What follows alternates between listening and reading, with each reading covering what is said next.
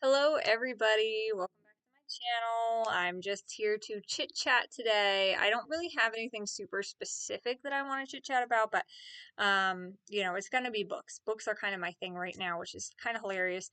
Well, video games are also my thing right now, but I didn't really have one. I mean, I have a few that I'm playing right now, but we decided to go with books today.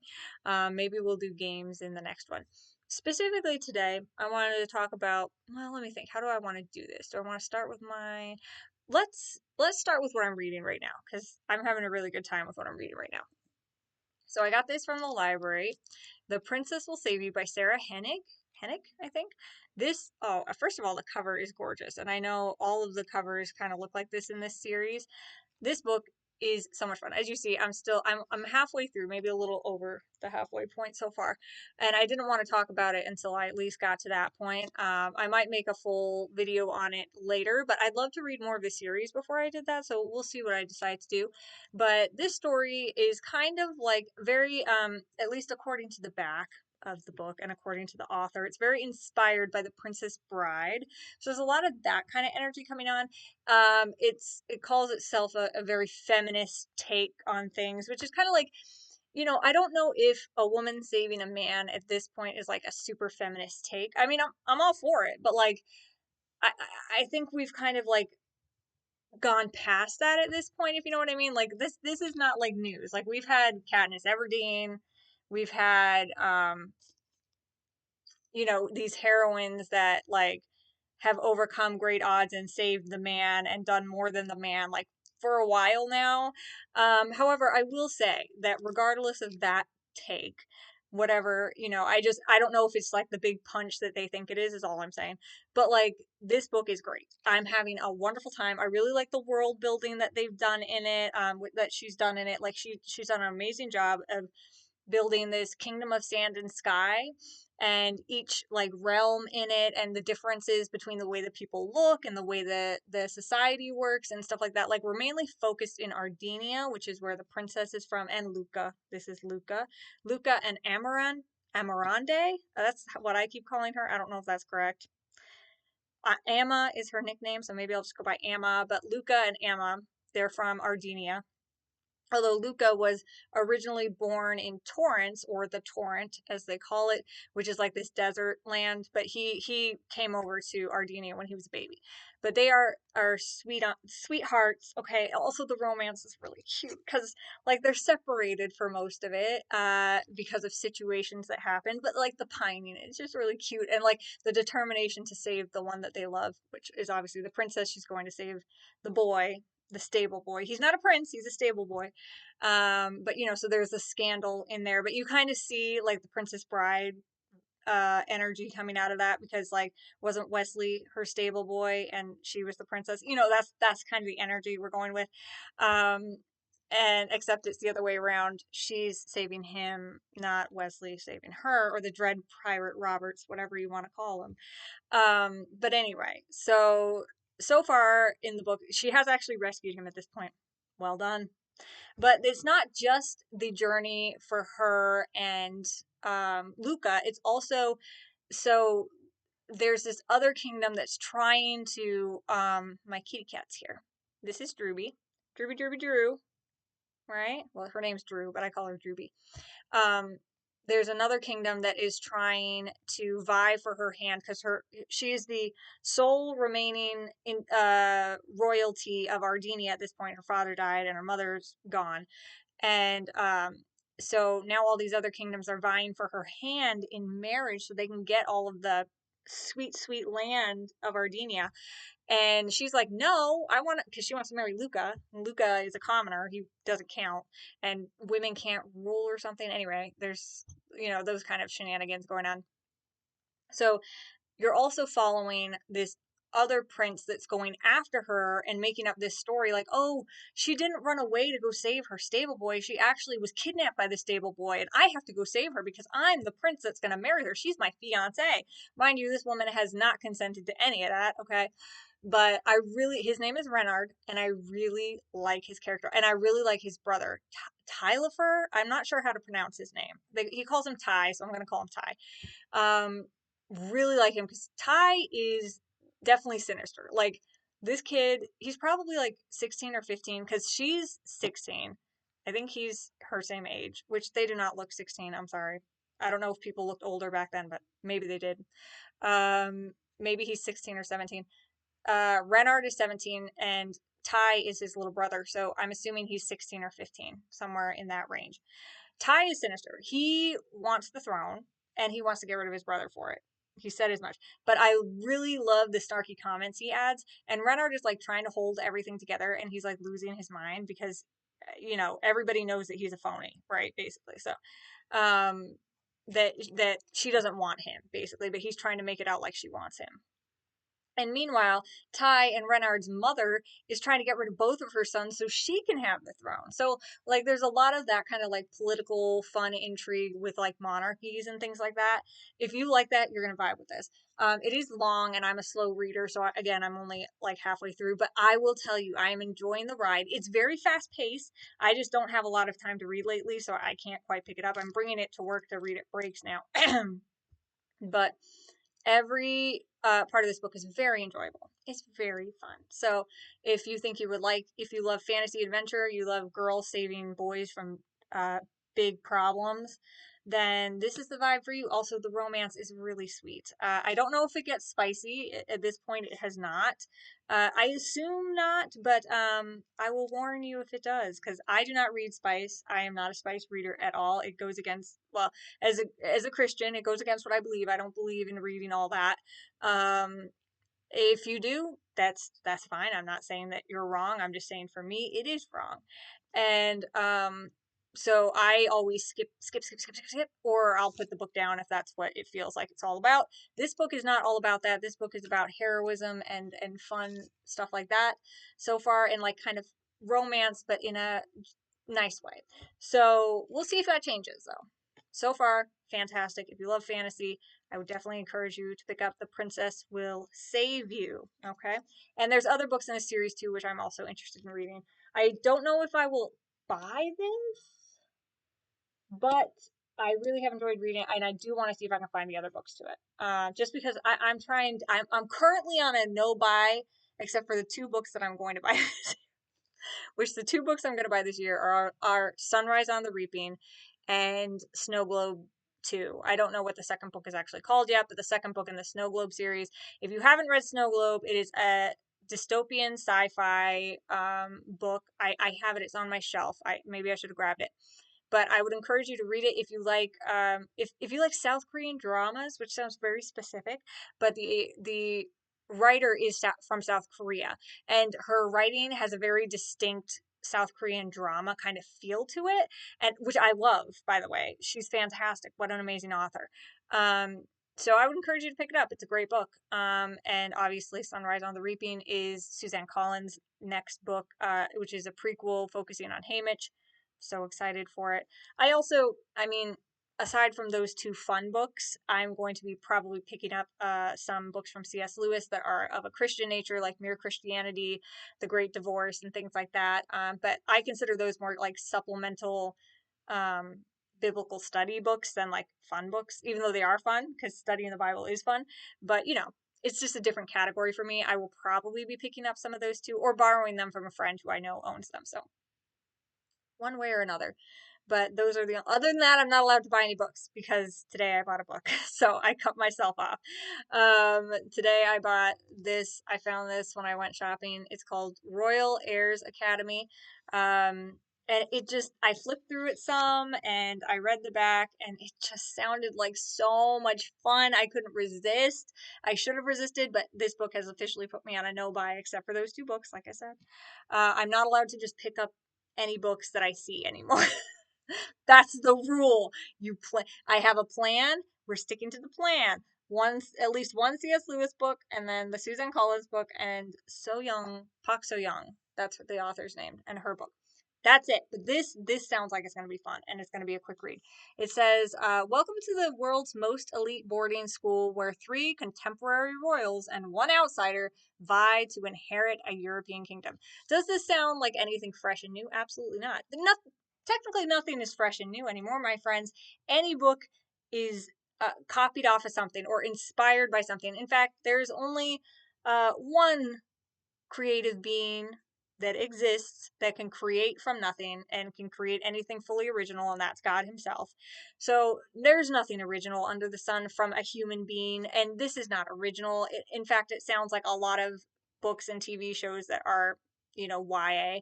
But I don't know. I just, when I was flipping through it and reading some of it, I was just having a good time, and I was like, oh, I know I'm gonna enjoy this. So we're gonna go with it.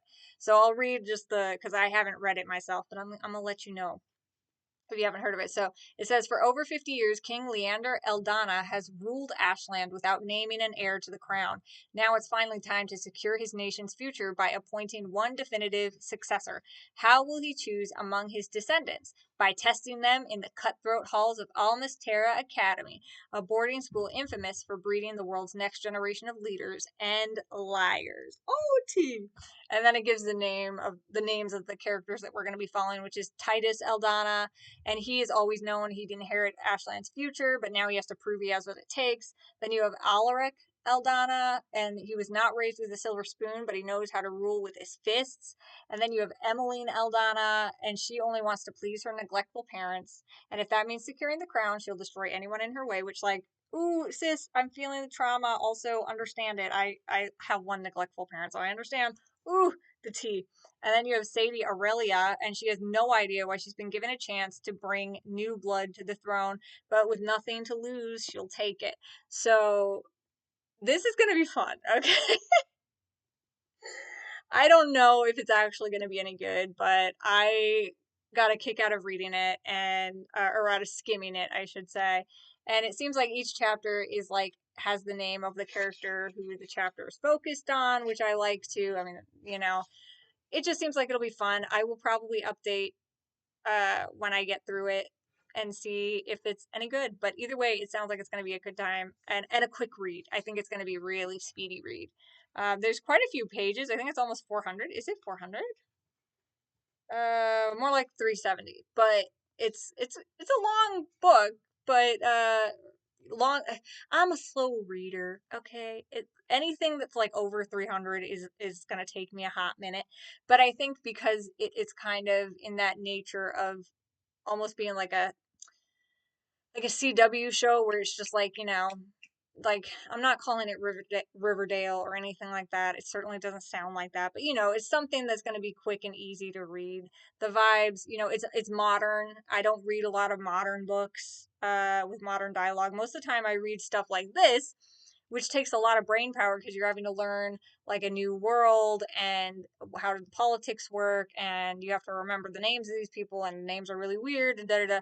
Here, at least, it's like, okay, well, it's set in our world. It's just like silly, you know what I mean? And that's just fun, and that's fun. I love that. So we'll see if we like it. It might be terrible. Who knows? I don't know. We'll find out. But that's why I'm on a no buy now. So, and last but not least, I know I've talked briefly about my own book, but I wanted to talk a little bit about it some more. I don't really like bragging on myself at all. So talking about my own work is like weird. But this is something that I have been very privileged to be able to publish. And I did self-publish via Amazon. I know some people don't really like that, but I didn't really have any other means to do it. So if you are interested in this book, The Project, by Jillian Hope, that's my name, please feel free to look it up. And if you want to read it and enjoy it, I'll tell you a little bit about it. So the Project is a sci-fi fantasy fiction that is based on this young man, Vance Wolf. He is on a journey of sorts, but unexpectedly so. He was living in a small town and he wanted to keep to himself, but there's this very massive, highly technologically advanced city called Ash City that basically sends agents around all of the different countries looking for backwater towns where people who go missing won't really be missed. So these agents came to his town one day and decided to pick him up. In fact, he was actually given away by his father. He was a minor at the time, and his father, being an alcoholic, surrendered him to the agents in exchange for money, which of course he would use for himself. Vance, of course, is devastated, and in fact, he's torn away from his sister, whom he loves more than anything. His younger sister he was taking care of. and he's heartbroken that he's taken away from her and then brought to this massive city. Now, he doesn't really know what's going to happen there, but he knows it's not good. He doesn't really know what this city does, but he knows it's not good. And he ends up in this part of the building that's called the Taino Scientific Department, the TSD. And the TSD, it's all about making super soldiers. Why, you might ask? Why do they need super soldiers? What's out there in the world of Invaris, which is the name of the world? What's out there that they would need super soldiers for? And don't they already have agents and soldiers in their army? Yes, they do. And they're all enhanced by scientific methods. However, they need a super soldier because there are enemies in the world known as remnants. That is their nickname by the humans. But they're actually a group of people called the Narzenzi. It's an entirely different race of people. And the Narzenzi have special gifts and abilities that humans do not possess. They are capable of harnessing, in their blood, they have a special kind of um, element that allows them to um, harness different giftings. So they always say that they believe that they know that their giftings come from the protector, which is the title of their god. And the protector gives them gifts through the dark matter that flows through their veins. That's what the element is called. And this allows them to harness different aspects of like nature. So some of them can control lightning, some of them can control fire, some of them can control like earthquakes, things like that. They can cause earthquakes, I should say. Not like major scale, not on a major scale, but on like a minor scale, and it's enough to at least damage a lot of people. And because of these special giftings that they have and their own resiliency, Narzenzi have been relentless and in in in attacking the humans. And in fact, even during very massive wars that they've had against the Narzenzi, even when the humans win the wars, they often don't feel like they've won the wars because there have been so many casualties on the side of the humans because of the massive amounts of damage that even one Narzenzi can be capable of. So this is why Vance ends up as the project for a special project in which he will be created for an anti-remnant faction created specifically to fight Narzenzi. I'm not going to go further than that because you got to figure it out yourself and pick this up yourself and find out. But there's one specific Narzenzi. His name is Kaman. He is the leader of the Northern Clan, and he becomes quite a thorn in Vance's side eventually. But he is a very aggressive little guy. He's our, antithesis, right? He's the anti-hero, or the anti, he's the bad guy. But I always, yeah, he's an evil little guy. There's no doubt about it. But I have a soft spot for him because I know how tormented he is. So, but the main point of this story and the big overarching theme that you will see in this one and in the books to come, because this is part of a series, or will be part of a series, God willing, is that Vance comes to learn that even with all the strength that he ends up possessing through scientific methods, that nothing really protects the people that he cares about as much as he wishes it would. He can't defend everybody, even with all this strength. And he has to learn to rely on something greater than himself to accomplish what he has to accomplish. And I really want that theme because that's a theme that's important in my life, is that without God, nothing is possible. But with God, everything is possible. So in my life, I've struggled a lot with anxiety and different stressors and things like that, and wanting to be in control and having to come to terms, and God teaching me how we don't have any control as human beings. We aren't in control of anything. All we can really control is our immediate circumstances in terms of how we respond to that. We don't have any control outside of that. The world moves and things happen, and bad things, good things, whatever, and we really don't have any control over it. Of course, we can pray and we can talk to God about our circumstances, and he works on our behalf. Praise God. But, it's about letting go. And that's what I really wanted this story to be about. And of course, there's a lot of other themes and things throughout, which I think makes the story really fun. It certainly makes it fun to write. But the overarching theme is letting go of what you're holding so tightly onto and letting God take care of it for you. Because he's a good God and he loves you so much. So that's kind of the overarching theme of this book. And if that sounds really interesting to you, and what I said sounded really interesting to you, then I would really appreciate it if you wanted to pick it up. Of course, if you don't, that's also fine. I am an amateur author, but I really love what I've written here, and I can't wait to write the next one. I believe the next one is going to come out in May, which will be called The Runaway. So the project, The Runaway, and we're going to continue in that way. But I really hope that that is something that maybe touches your heart and maybe makes you think about it. Even if you don't pick up this book, know that that is the truth, that we have no control, but God has all control, and he wants to take care of you, and he loves you more than you can even imagine. And even when it's scary, even when your circumstances seem awful, he loves you so much. And I'm speaking to myself right now because I need to hear this for myself, because there are so many times when I really struggle to just be like, okay, God, you got this, and I'm going to be okay. There's a lot of times when I'm like, God, why doesn't anything make sense?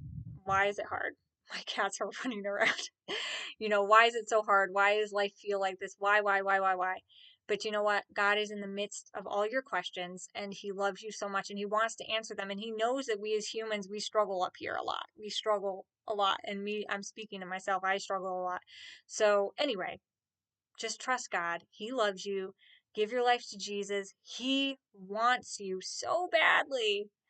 And yeah, that's what I'm going to say about that. I'll leave that there. But this book, that's, as a Christian, having Christian themes in my books is really important to me. A lot of my favorite authors do, like Tolkien and C.S. Lewis. And there's literally another author, but they just escaped my brain. That's okay. But so I want to walk in that way. But of course, it's not about me. It's about God. It's always going to be about God, whatever I do. So if you sound like you would enjoy that, then please check it out. It is called The Project by Jillian Hope. It is on Amazon. You can also look it under the Invaris Chronicles if you can't find it by searching that. Though you should be able to find it if you look up my name. There we go. Because if you just look up The Project, it gets lost in like so many different books. But if you look it up with my name as well, you should be able to find it. Anyway, that's all I really wanted to say. Just a quick little update and just a chit chat about my book and what it's about, and the other books that I'm reading right now, which are so fun, or will be reading in this one's case. So what's going on with you guys? What's your favorite book right now? What are you excited about? Sunrise on the Reaping by Suzanne Collins, like I am, because I sure am excited about that. Are you on a book no buy? Have you finally put your foot down about yourself? Or have you not bought any books this year? Kudos to you if that's true. Do you like writing? What's your favorite thing? What's your favorite hobby? How about that? I'll ask those questions. So feel free to leave them below if you have any answers. Anyway, I think I'm going to leave it at that. Thank you guys so much for sharing with me, and of course for being here at all. I appreciate each and every one of you. All right. Just remember that I love you and Jesus loves you more. Have a good day, guys. Bye.